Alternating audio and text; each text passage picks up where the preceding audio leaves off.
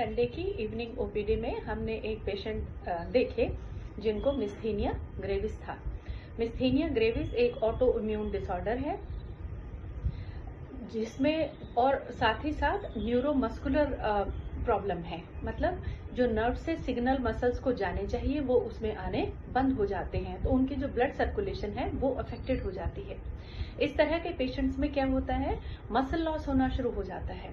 सबसे पहले इस तरह के पेशेंट्स स्वेलो करने में, च्यूई करने में, किसी भी चीज को निगलने में उनको दिक्कत होती है। थोड़ी बहुत परेशानी बोलने में भी धीरे धीरे होनी शुरू हो जाती है।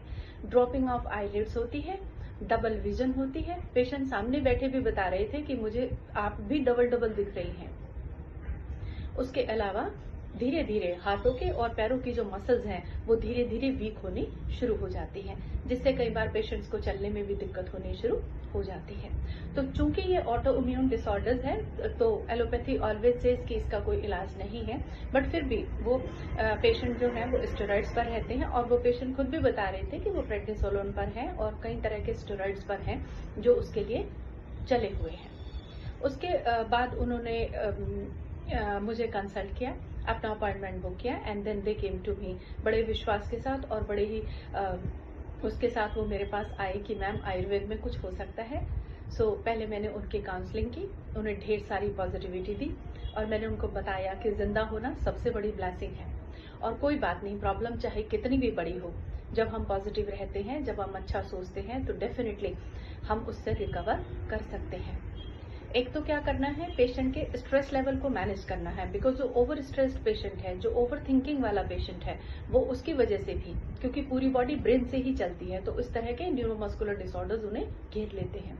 तो सबसे पहले उनका स्ट्रेस मैनेज करना है। दूसरा, उनकी इम्यूनिटी को स्ट्रांग करना है, क्योंकि इम्यूनिटी ही है जो बीमारी के साथ लड़ने वाली है। और तीसरा, आयुर्वेदा में हमारे पास ऐसे रसायन अवेलेबल हैं, इस तरह की चिकित्सा, हमारी पंचकर्मा चिकित्सा भी बहुत हेल्प करती है मिस्थीनिया ग्रेविस के पेशेंट्स को।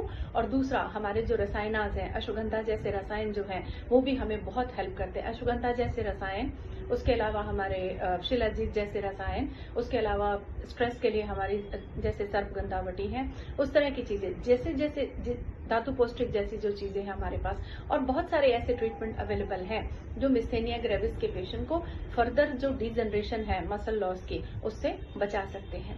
सो we try our level best कि हम पेशेंट को पॉजिटिविटी भी दें, उनके स्ट्रेस लेवल को भी कम करें, मेडिसिन से जो ट्रीटेबल है उसको हम मेडिसिन से ट्रीट करें, जो काउंसलिंग से ट्रीटेबल है उसे हम काउंसलिंग से ट्रीट करें, जो पंचकर्मा से रिलेटेड है उसमें हम पंचकर्मा थेरेपीज दें।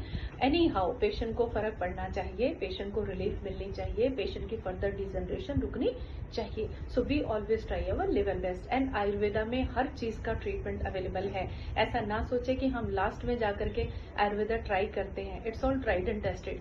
सेफ अप्रोच है मेडिकल साइंस की, जो आपकी इम्यूनिटी को भी स्ट्रांग करती है, आपके मसल लॉस को भी कम करती है, आपके स्ट्रेस लेवल को भी अच्छा करती है, आपकी ब्लड सर्कुलेशन को भी खोलती है। हरिद्राखंड जैसी औषधियां, दारू हरिद्रा जैसी औषधियां उन सब चीजों में बहुत फायदा करती हैं। सो अकॉर्डिंगली अपने we try our level best. Thank you.